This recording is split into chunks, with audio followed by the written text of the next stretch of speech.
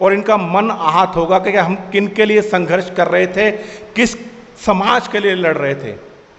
जो जितेंद्र त्यागी जी के साथ हुआ, वसीम रिजवी के साथ हुआ, जब वो इस्लाम त्याग कर हिंदू धर्म में आए, उनको जेल की हवा खानी पड़ी और हिंदू समाज ने उनका साथ नहीं दिया, कुछ गिने चुने लोगों ने उनका साथ दिया।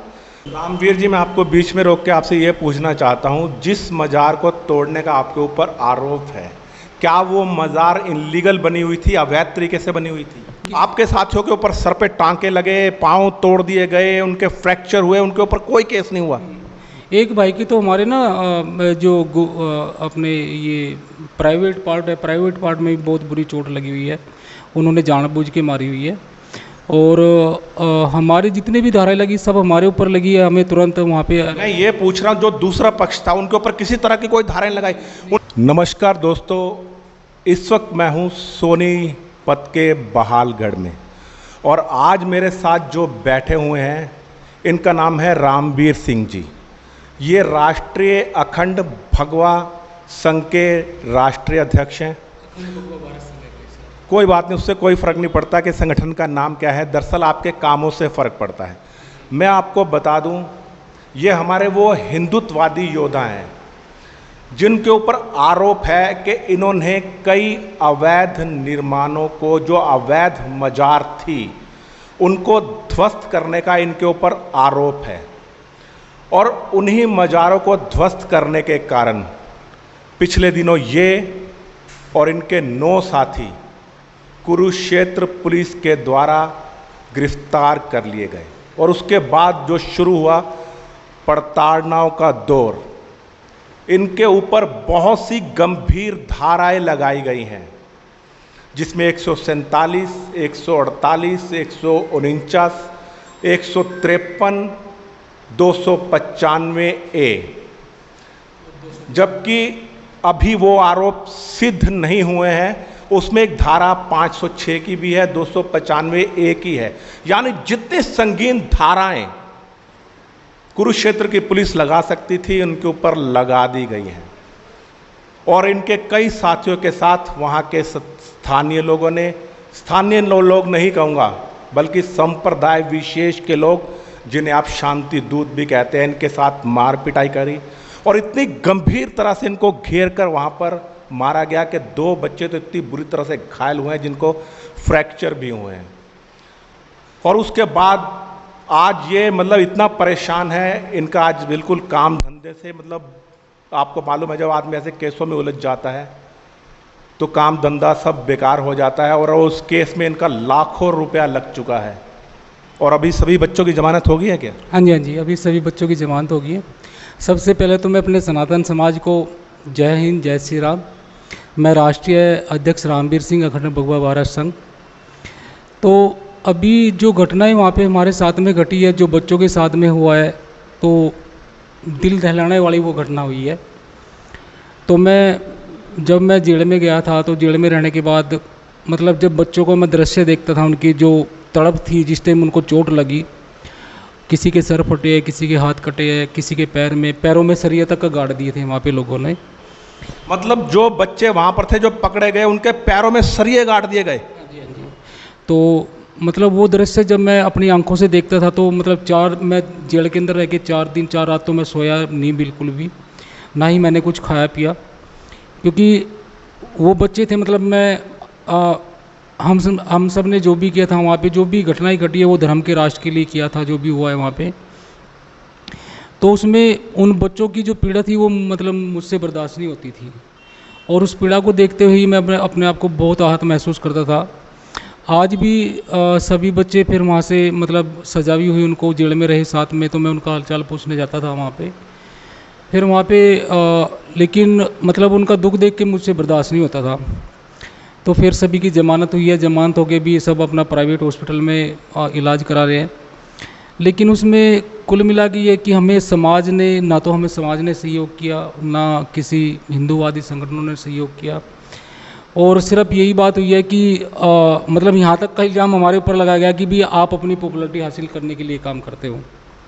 कुछ लोगों ने ये बोला है मेरे मुंह पे ही, यहाँ तक कि मेरे परिवार की रेकी की गई है, मुझे धमकी दी गई है फ़ोन पे मारने के लिए। तो मुझे इन चीज़ों से कोई फ़र्क नहीं पड़ता है। देखो, हमारा राष्ट्र हमारे लिए सर्वोपरि है, सर्वोपरि था, सर्वोपरि रहेगा। आखिरी सांस तक का हम सनातन धर्म के लिए काम करेंगे और लड़ेंगे जो हमारे की लड़ाई है।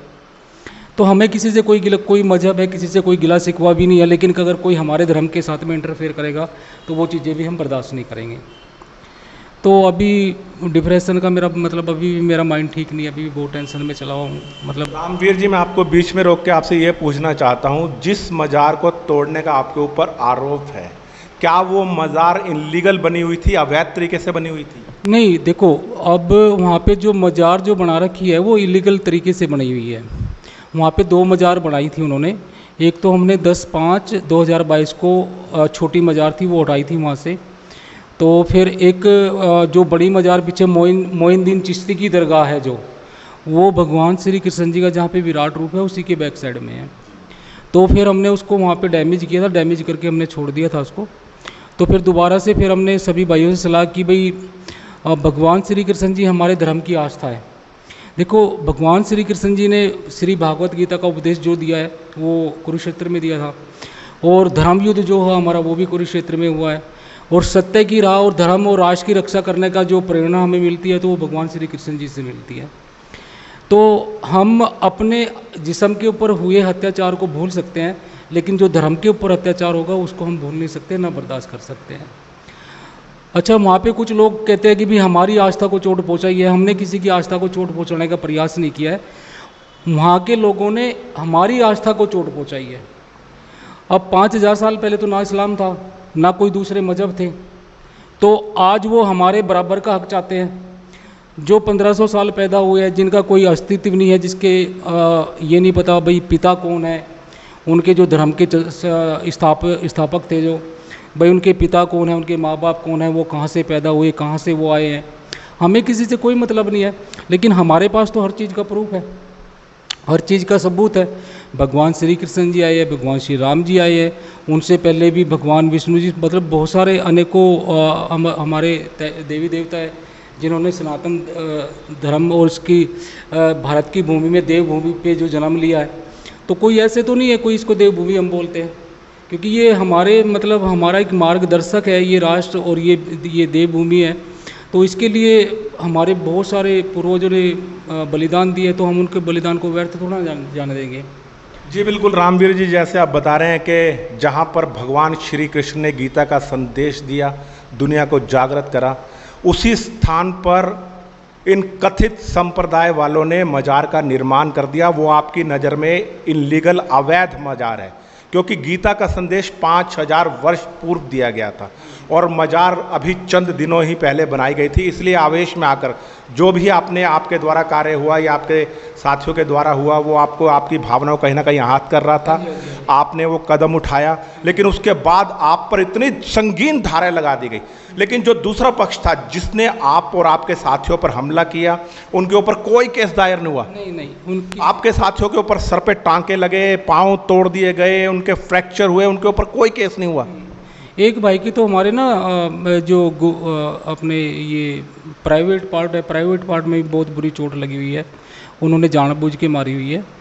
और हमारे जितने भी धाराएं लगी सब हमारे ऊपर लगी है, हमें तुरंत वहाँ पे। मैं ये पूछ रहा हूँ, जो दूसरा पक्ष था उनके ऊपर किसी तरह की कोई धाराएं लगाई?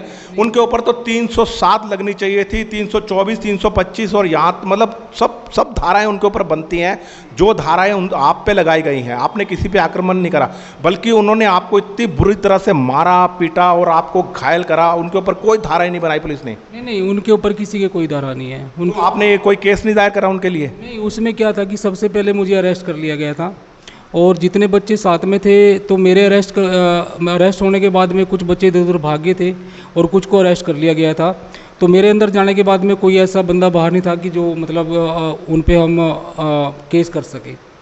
तो फिर अभी बात देखते हैं आगे क्या होता है। कुछ क्या देखिए, क्या विडंबना है, कहने को ये भारतवर्ष है, ये हिंदुस्तान कहलाता है, लेकिन यहाँ पर अवैध तरीके से कोई इबादत स्थल बना हुआ है, उसको भूलवश अगर ये आवेश में आकर खंडित कर देते हैं तो इनके ऊपर इतनी धाराएं लग जाती हैं। इनके ऊपर जब जानलेवा हमला होता है इनके साथियों के सर पर टांके आते हैं, पाँव में फ्रैक्चर आते हैं, और जैसे ये बता रहे हैं कि प्राइवेट पार्ट तक पे मारा गया और दूसरे पक्ष के ऊपर कोई भी केस नहीं बनता। उसके बाद ये इतने मानसिक दबाव में आ गए हैं, इनकी डिप्रेशन की दवाइयाँ चल रही हैं, और इनके साथ ही भी आज प्राइवेट हॉस्पिटल के अंदर इलाज कितना महंगा है और इनको आज धन की आवश्यकता है। अगर आप इन जैसे योद्धाओं की सहायता नहीं करेंगे तो जो गजवा हिंद का सपना है ना, इन जिहादियों का एक दिन अवश्य पूरा हो जाएगा, और वो जल्द दिन आने वाला है जब आपके माथे पर तिलक नहीं रहेगा, आपके सर पर चोटी नहीं रहेगी और आपको खतना भी करवाना पड़ जाएगा। तो ऐसे धर्म योद्धाओं का साथ दो जो आपके धर्म के लिए लड़ रहे हैं, आपके राष्ट्र की रक्षा के लिए लड़ रहे हैं। इन्होंने मेरी नज़र में कोई गलत कार्य नहीं करा, ये अपने धर्म को बचाने के लिए सब कार्य कर रहे हैं। अगर आप इनकी कुछ आर्थिक सहायता कर रहे हैं, करना चाहते हैं, तो मैं इनका रामवीर जी का, जो ये संघ के अध्यक्ष हैं और इनके जो साथी हैं, सबकी देखभाल कार्रवाई, कोर्ट की कार्रवाई है, कानूनी कार्रवाई है, उनका इलाज का खर्चा, उनके घर का खर्चा इनकी जिम्मेदारी है, क्योंकि वो इनके निर्देशानुसार वो सब कार्य हुआ था, इनके मार्गदर्शन में वो सब बच्चे चले थे। आप इनकी जो भी आर्थिक सहायता करना चाहेंगे, मैं आपको इनका पेटीएम नंबर दे रहा हूँ, अकाउंट नंबर दे रहा हूँ। आप इनके अकाउंट में स्वयं आप पैसा डाल सकते हैं। आप कथावाचकों को बहुत पैसा देते हैं जो धर्म के काम नहीं आते, अपने मन से अली मौला कहते हैं और धर्म की रक्षा के बारे में कोई बात नहीं करते, उल्टे सीधे तरीके से वो भूत भगाने का दावा करते हैं। लेकिन जो धर्म की रक्षा में लगे, आपकी बहन बेटियों की रक्षा के लिए लगे हुए हैं, आपके धर्म स्थलों को बचाने के लिए लगे हुए हैं, अगर आज ऐसे धर्म योद्धाओं की आप सहायता नहीं करेंगे ना, तो इनका भी धर्म से विश्वास उठ जाएगा और इनका मन आहत होगा कि हम किन के लिए संघर्ष कर रहे थे, किस समाज के लिए लड़ रहे थे। जो जितेंद्र त्यागी जी के साथ हुआ, वसीम रिजवी के साथ हुआ, जब वो इस्लाम त्याग कर हिंदू धर्म में आए, उनको जेल की हवा खानी पड़ी और हिंदू समाज ने उनका साथ नहीं दिया, कुछ गिने चुने लोगों ने उनका साथ दिया। तो मैं फिर आपसे हाथ जोड़कर विनती करूंगा, अगर आप रामवीर जी आप भी कोई अपील करना चाहें, क्योंकि मुझे मालूम है आप कभी भी किसी के सामने हाथ नहीं फैलाएंगे, मैंने बल्कि आपको कहा था अगर आप कुछ कहना चाहें तो ऐसे हमारे समाज में लोग बैठे हैं जो आपकी सहायता कर सकते हैं, ताकि अगर आपकी सहायता होगी तो और 10 लोगों का हौसला बढ़ेगा धर्म की रक्षा के लिए। अगर आप कुछ अपील करना चाहते हैं तो आप बिल्कुल कीजिए। सबसे पहले तो मैं यही बोलना चाहूँगा, जो ये गजवा हिंद का जो मैटर है ना, अगर हिंदू समाज लड़ नहीं सकता है ना, तो मैं लड़ूंगा धर्म के और राष्ट्र के लिए, हिंदू समाज के लिए, अपने सनातन धर्म के लिए, अपनी बहन बेटियों के लिए। और जो गजवा हिंद का सपना है उसको मैं समाप्त कर दूंगा, ये मेरा वादा है अपने हिंदू समाज से। और मैं अपने हिंदू समाज का वादा कभी भी नहीं तोड़ूंगा। अपनी जो मेरे धर्म की सनातन की बहन बेटी है, उनकी इज्जत और मान सम्मान के लिए अगर हमें बलिदान भी चढ़ना पड़ेगा तो हम चढ़ेंगे। और वो हिंदू समाज की मर्जी है, वो हमारी मदद करेंगे नहीं करेंगे वो उनकी अपनी सोच है, लेकिन हमें अपना जो कर्म करना है अपनी मातृभूमि के प्रति, अपने राष्ट्र के प्रति।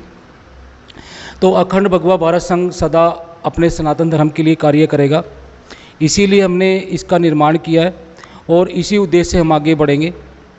तो बस इतना ही बोलना चाहूँगा, बाकी सभी को जय श्री राम, जय सत्य। हम खुलकर वो बातें बोल नहीं सकते कि इन्होंने अपने जीवन में क्या क्या कार्य करे हैं, ना स्पष्ट कर सकते। और मेरे पास वो वीडियोस भी हैं जहाँ जहाँ ये मज़ारों पर करे गए और इन्होंने क्या क्या करा, लेकिन हम वीडियो यूट्यूब पे वो सब दिखा नहीं सकते।